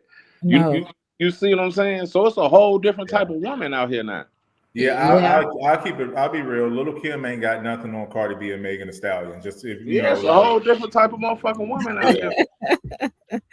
Yeah, see, little Kim, she kind of started it with I think little Kim was Generation X, but I yeah. she It's started it different. then, and then who else came up after her? Nicki Minaj. Well, no, it was Foxy Brown, Lil Kim. Then here come Nicki Minaj. Here comes some of the other people, Megan the Stallion and Cardi B. All these people. So, I forgot about Trina. Who could forget Trina? So all of this, this is the generations are changing, And and then look at the guys that they mess with. A lot of right. them don't got jobs. A lot of them out here like, so instead of dudes using them for sex, they using the dudes for sex. Cause they Right. the motherfuckers with the cars now and the cribs and shit. These boys 25 and shit ain't even got no cribs and cars. These girls do. Mm-hmm. That's They true. working their little jobs and shit at the bank, got their little Maximas and Corollas and shit. They got they Right. but Right. Dave, Right. what are they? What are those women looking for though? shit. That's the whole thing because you gotta look, like I say, women a reflection of the men they've been around. So if you got a girl that's been up that grew up in the hood or grew up around a lot of dudes that like deadbeat dads or players like I was, or a bunch of dudes that ain't, you know what I mean, that ain't in relationships, but they the most popular dudes in the neighborhood. So that's how they gonna carry it. When, when, Right. when they get their own crib and shit, they gonna carry it like that. They ain't finna be believing none of these dudes. They ain't got no jobs or nothing. They gonna carry it like that. Shit, I got a nut. I want to kick it and get me a dude, and they gonna satisfy their little sexual urge and keep it moving. Yeah, but Right. when that stuff get old, then women are going to go look for that older man to basically. I don't want to say tell them what to do, but kind of guide them in that right direction. Because yeah, you're right. Because some of these women got the money and they sit here now. Shit. Some of them now proposing to dudes, but they got the money and Oh, that's crazy.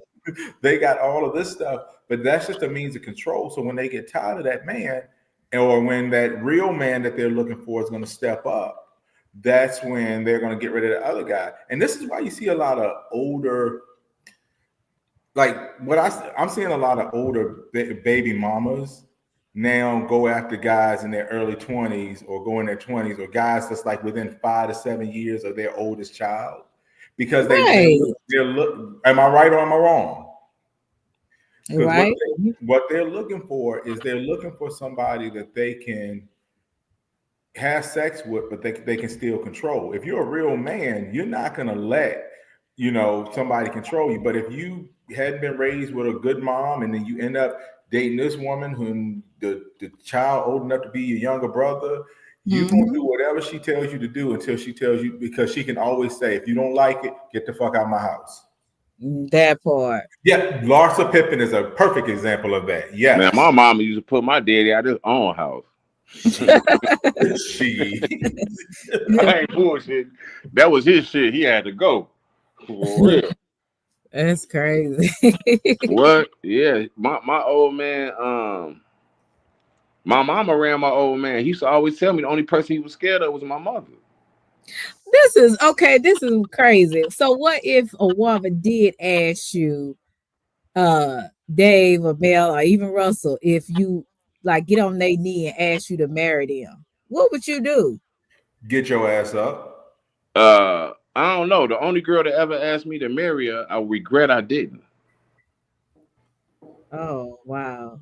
She asked me to marry her, and this one one of the women. I'm like, damn, I should have did that. You know what I mean? But I didn't. She the one that got away. Yeah, and she asked me, she like, damn, dang, you ain't tired of fucking around. You want to just get married and get this shit going and get a house and do this and do that. And I'm like, hell no. But now I'm like, damn, I should have, you know what I mean? I'm like, damn. But she didn't He was technically. on the right page. I wasn't. She didn't technically ask you. What she did was she had a conversation with you. I'm talking about there's some grown ass women that get on their knee and pull out a ring, and you got these effeminate ass men out here sitting there looking with their hands crossed over their face while this That woman shit is. weird as hell. Cause I ain't finna get on my knee for no woman. So I don't want her on her knee for me. I ain't finna come. I believe you start a relationship how you end it. I ain't finna start no relationship on my knees. Yeah. I'm not finna get on my knees and ask you no shit like that. I'm gonna be standing up like the man I am and ask you to marry me. I'm not finna be on my knee. I'll be on my knees and pray. That's it. You know what I mean? And I don't want you on your knees asking me that. You know what I mean? Yeah, that is hilarious. I'm And just I'm gonna kind of ask you in wondering. private. I'm not the type of person. I don't mix my private with public. So if that's Okay. an intimate situation, I want me and you to share that for the rest of our life. Not me, you, your cousin, auntie, a couple strangers. No, I'm cool with all that. I'm gonna ask you intimately.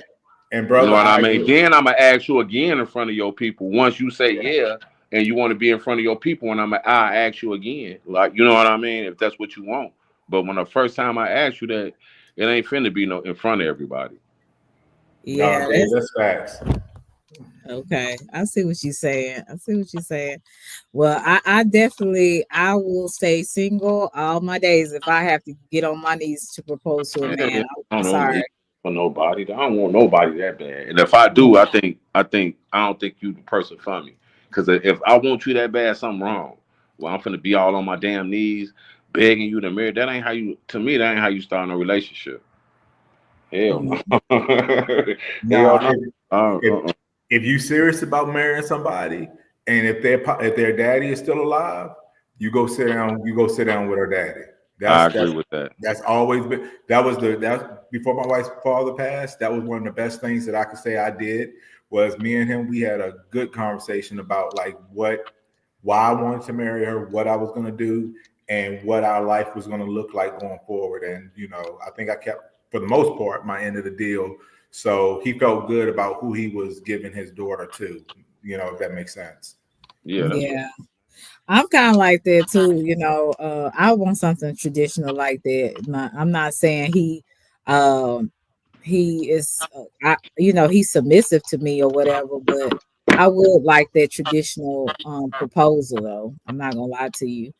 But I do kind of understand what you're saying too, Dave. But it just I think it's different for different people. I really I don't know, do. Dave. Look, Dave, I got on my knee and asked my wife, man, because I felt like she was worthy of it. If I looked at it from your perspective, if I heard you say that, I probably would have felt the same way. But looking back on it, man, like That's just against my beliefs. All my life, yeah, if you're on your knees, you just seem weak. yeah, Oh, okay. It's just against my beliefs. And then my daddy taught me that though. And see, I look and it's good that two men can have two different views on it, because the way I looked at it like it was such an honor that I had to fall on this knee and look up to her, because this is going to be my queen. So if there's a woman that I'm going to look to, it's going to have to be that queen of mine, And then when I stood up, then I'm tall, I'm bigger than her and taller than her, and now she can see when I stand up the man she has in front of her. See, but that's understanding, and I support my. See, this is the difference between me and a lot of other motherfuckers. Just because I think different don't mean I don't support you. I'd have been there cheering you on. You feel me? I'm just not gonna do that, and you know what I mean. But I respect that. No, We think different. I ain't, no, Dave. Fuck that, Dave. We disagree. I'm gonna start a beef channel, and I'm gonna start going at you. All right? No, we right. disagree. Fuck it. We can get down like that. Be the one knee bandit and shit. I wonder if you ask women that every question. What if I just got on my knees and asked you that for everything? Or ask you like, get on my knees, please, baby. Would you do it? Wow. If I got on my knees and asked you to do me a favor, would you do it more than if I was asked you standing up? Shoot, I would. I'd be like, oh, okay. I'm gonna try. I was like, okay. What, Mary? But look, I'm Marion got smoke for you, Dave. Marion said Dave the voice is a hood booger. What? I am. Oh, okay. You know Marion. She ain't feeling you. Hey That's G all. Will. Hello to everybody that came Salute, in. I hope salute, I heard oh Mary. yeah, salute to everybody. the brother. He Salute, said, Mary. Salute to all the hood boogers. Hey, yeah. G Will does a great job with some t-shirts and things like that, man. So yeah, he a legit dude. Salute to my man with the t-shirts, man. Marion said, who would marry Dave? Oh my I goodness. don't know. You won't. We know that. We know that much. We know you won't. Oh Lord. Hey, Action. What's good? She Hello, probably be the everybody. first. Hey, you know what, Selena? She probably be the first one to marry that. That's why she Marion, talking would about you say me. would you be the first one? Girl, he said Hell you be the yeah. first one. She gonna be. She gonna get on her knees. Oh Lord. What you say? Federal ATL says, Selena, do you like Russell Circle? Yes. Hey, Russell, I wasn't gonna say nothing to him. He probably thought I was gonna say something to him, but I respect your panel. I wasn't gonna say nothing disrespectful. Oh, you and Russell got smoked. Nah, we ain't really got no smoke. I probably said some shit about him. Oh, okay. Okay. You know what I mean? So he probably don't. But you know, Oh like I wow. say, he cool. I ain't got nothing against him. Shit. Well, yeah, I'm glad y'all guys came up. Look, we almost heading to 2 hours. I want to Man, I ask you your appreciate that. final before you leave, Dave. I want to ask you the final words on I would say teachable moments. What was a teachable moment in your life that stood out the most, Dave? And then I'm gonna go to Mel. Teachable moment. I must probably say, going to prison. Shit. Okay. It taught me. It taught me to respect my freedom and what I meant to other people more than just myself or whatever. Because I affected a lot of people when I went to prison or whatever. So I'm probably say that because it changed my life. That. Okay. Thank you for that. What about you, Mel? And I'm out of here. Thank you, Dave. Well, I already shared one of them, but I always go by this. I go by an acronym, PYB. I think, yeah, I'm sorry, not acronym, but yeah, acronym, PYB. Pick your battles. My mom taught me that a long time ago when I was younger, and Yeah. so pretty much like that's why if you see me on YouTube or you see me going back and forth or anything of that nature, I'm usually not going to try to raise my voice. I'm usually not going to take it anywhere else because here's the grand scheme of things. We all are adults on here. We all are adults in our real life and our real situations. And at the end of the day, none of this stuff really matters. So I pick my battles because for my health, and I pick my battles because I know that there are things bigger out here in this world that we all can face together. So if we focus on the good, like these type of dialogues and these conversations, instead of all the petty stuff, I believe that we'll be much healthier and we'll be much more prosperous in what we do. So my thing is PYB, pick your battles. So that was my two. All right. Yeah, I heard that, Mel. Yeah, because Garrett was giving you that smoke the other day. I Oh, said, I wasn't, no, if I you wasn't stood even your talking about that. ground. I was talking more so of the chat stuff. But yeah, I'm not like I said after that day, I leave that stuff where it's at. And if anybody else has energy for it, you know, they can have that. I don't need it. I got too much other things I got to deal with, and I try to stay around the people that I like and I agree with and I support. So it is what it is. Right. Well, hey, I appreciate you, Mel, coming up. It's always a pleasure having you, as well as Dave and Russell, that knows how to make a serious situation not so serious. So shout out to Russell for that. Shout out for everybody that gave me super chats, and thank you for helping me to accomplish my first goal. I really, guys, appreciate you. Hello to everyone that came in, and I hope I didn't miss you guys, but hello, and I appreciate you guys for just pressing the like button.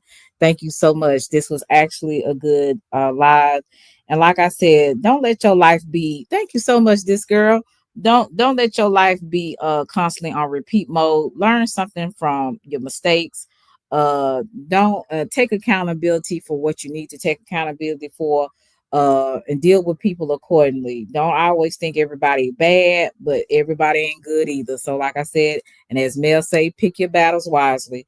Thank you for everything you guys done. I appreciate you guys. Y'all have a nice evening. Talk to you later. Bye.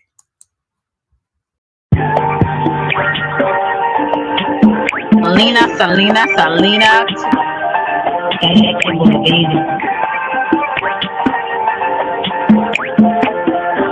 It's a vibe, baby. Oak Cliff girl. Can't make you change my world.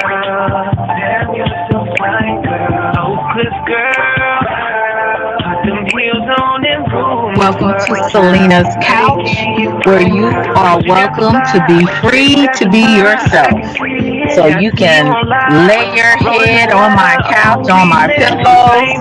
It's all good, we can do whatever we wanna do now. I'm in my bag right now, and I got a feeling, babe, yeah. You're gonna be my number one lover. Spend the night making love to each other, with the lights on top of the covers, just me and you, babe. And I feel like you're my Love you to Reese's Pieces. Get you a word. Nana nana boo boo.